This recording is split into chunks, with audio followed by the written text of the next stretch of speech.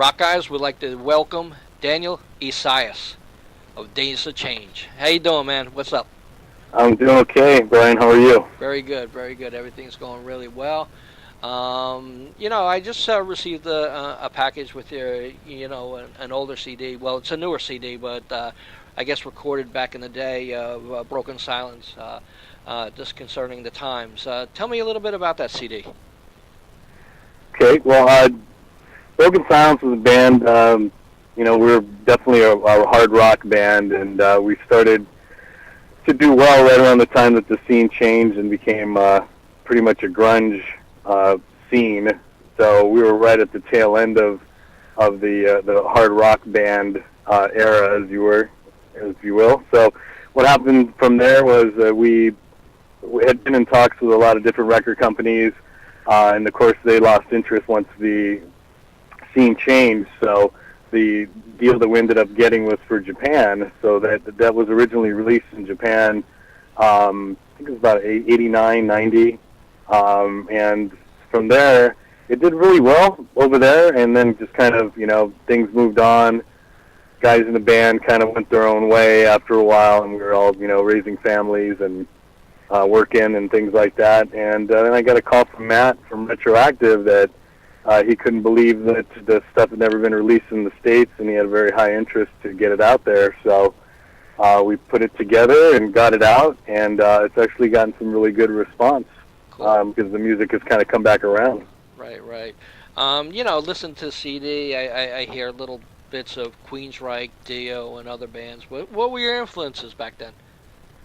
You pretty much hit it on the head. I mean, being a singer, I was definitely influenced, early on by singers like Steve Perry, and then when it got into the rock and the metal, time, it was definitely Ronnie James Dio was probably my all-time favorite singer, and Bruce Dickinson and Jeff Tate. And I actually studied under the same teacher as Jeff Tate and Ann Wilson from Heart. He was a teacher up in Seattle. His name was David Kyle. He's the maestro David Kyle. So when I heard about him, I kind of saved up all my money and went up and met with him and wanted to study under him because he had, taught some of my favorite singers. Layne Staley, also from Alice in Chains, was a student of his. So, all people who had similar vocal styles to me, and I wanted to try to develop it as best I could. Cool. Now, that was a big lull between that band and Days of Change. Was there anything in the middle there? Not really. No, we, I had gotten married, had a couple kids, and wasn't really sure what I was going to do or if I was going to sing again. I was focused on raising a couple of kids and ran a business for quite a while. And just, a few years back, Jeff Torres, who's the guitar player for Days of Change, he and I had been friends for many years, and he'd always played guitar, and he had actually met a producer who was going to be making a movie with Jack Nicholson, and they were looking for songs for a soundtrack. So Jeff and I started writing songs for that, and the movie never happened, how those things go. But then we ended up having all these songs that we had written and didn't know what to do with them, so we decided to go in the studio and record them, and we've been going out as Days of Change ever since. Cool. Now, Days of Change, you working on a CD, or what's up with that? Yeah, we have one CD that we did a couple of years ago. I think you heard some of that, and right now we're in the process of finishing up our second effort. And we didn't really do much with the first one, although I'm really happy with the way it came out. We didn't really play out much or promote it very much, but the second effort, now we're out playing. Matter of fact, we have a show at the end of actually this coming Sunday with Jeff Tate at the Coach House in San Juan Capistrano out here where I live. So that's going to be great. So we're out promoting the new CD even though it's not out yet, and we plan to hit it pretty hard. Cool. How much of a difference is, touring and stuff like that and different shows compared to back in the day? It's a whole different ball game. We're not really touring much. We've been playing locally, although we are talking to some promoters about doing some, more like festival type events and things like that. We've been mostly concentrated in Hollywood, and our our niche has kind of become opening for, bands who were much bigger back in the day. Like we've opened for Rat, Stephen Pearcy, and Hurricane, and now we're going to do this thing with Jeff Tate, and then next month we're actually opening for Warrant also. So that's kind of become the thing that we're doing, and that we found that suits us better because even though we're unheard of as of yet, musically we're still we've kind of put a modern edge on the old style rock, more like arena type rock. Right. Do you really feel that a major label is necessary anymore? I don't. I mean, it would be nice to. I think getting heard is a challenge today. Even without you can do it without a record company, but having people know that you are even around is a challenge. That's why I was stoked that you had heard about what we're doing, and people like you that are out there that still can appreciate quality rock. And it's just a matter of, even if you have a website, getting people to the website, or if you're on iTunes, which we're on iTunes, but getting people to know that you're there. And social media all works too. It's just you got to definitely know what you're doing to get the word out. Right. Now, you said you had a family and stuff like that, so basically you're going to, stay in, your local area now. Do you feel really have to touring and stuff like that? Do you really have to tour anymore, or can you just be a studio band? You can definitely be a studio band. I can tell you that anybody who's seen us would say that we're definitely a live band.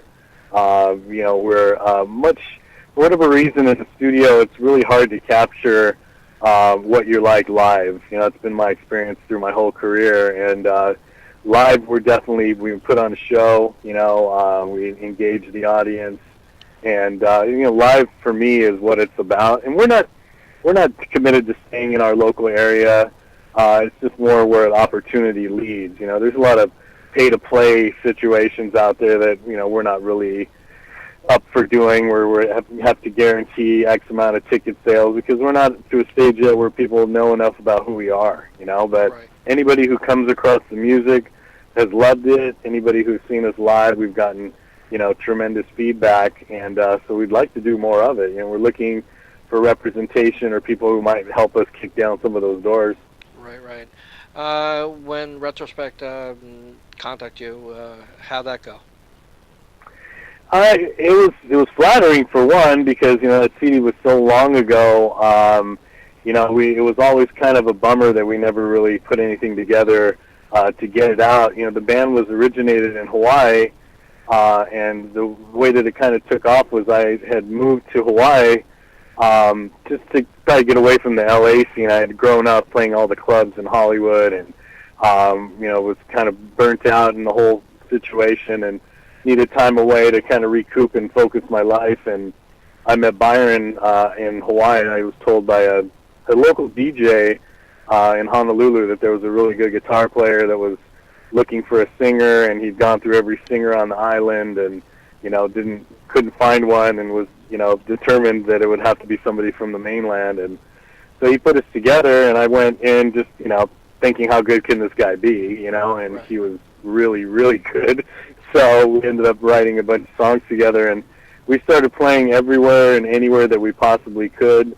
We all had the same kind of spiritual background, so we were, doing a lot of, we played youth homes, detention centers for teenagers, and we played at parks and every club that you could. We actually won a Battle of the Bands that was island wide, and that was kind of a big thing, because it was for Z-Rock, which is a big rock station back in the day. So from there, we started getting contacted from a lot of labels saying, if you guys were in LA, we would definitely want to meet with you. So we planned some shows out, did a couple shows in San Diego and Hollywood, and it kind of started doing very well. And right around that time is when, Nirvana hit, and, Pearl Jam, and the music scene just changed literally overnight on us. So it was kind of, a bummer that we never really were able to do what we had started out to do.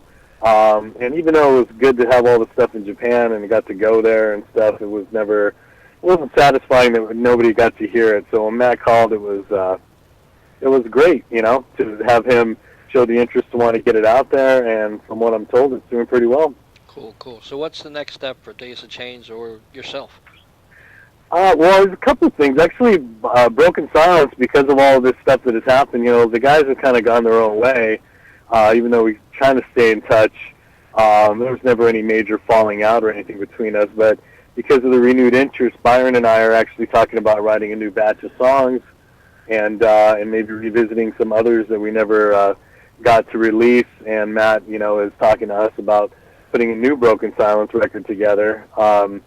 So definitely excited about that. And as far as Days of Change goes, that's where my heart is right now. We definitely want to try to get this CD out, try to get it heard by as many people. We really think the material is strong. And, we've kind of focused on kind of an epic rock, like the stuff that we grew up with and loved, and not in a dated way, but to kind of bring back, songs that have, good guitar solos and, strong vocal hooks and, not just, crying and whining and the screaming and things like that. So. Pretty cool, pretty cool. Well, I thank you very much for our little chat. Would you like to say anything in conclusion? No, thanks for the opportunity, and, keep a lookout for us. Like I said, we're playing with Jeff Tate this Sunday at the Coach House in Dana Point, California. If you're out this way, you should definitely come. It's an all-acoustic show, unplugged. It's going to be awesome. And then next month we're playing with Warren. Other than that, daysofchange.com is our website. We're on Facebook. I would encourage everybody to look it up if you like rock music. I think you'll enjoy it. Cool. Thanks very much, man. All right, Brian. Thanks a lot. Bye-bye.